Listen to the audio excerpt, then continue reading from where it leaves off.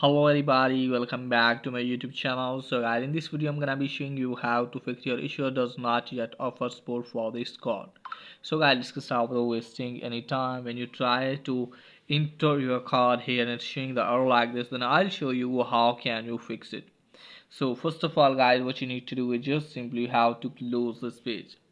Now after that guys, what you need to do is just simply you have to open the settings.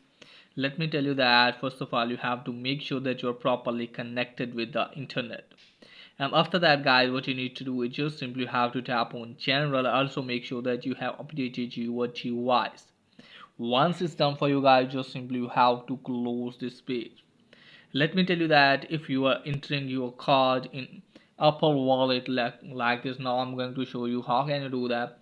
So if you tap on this plus icon and you want to add the card and showing the all like this, then I'll show you how can you fix it. So just simply have to recheck your card here.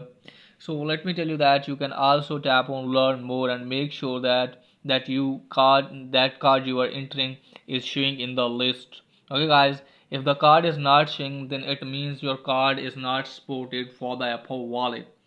If your card is supported for the Apple Wallet and still it's not working for you guys, then it means you haven't given permission from the bank. Okay guys, just simply you have to ask your bank that they have to give the permission of international payments. Okay guys, so after that hopefully your problem will be fixed. So that's pretty much for today video. If the video is helpful, please like and subscribe my channel. Thanks for watching.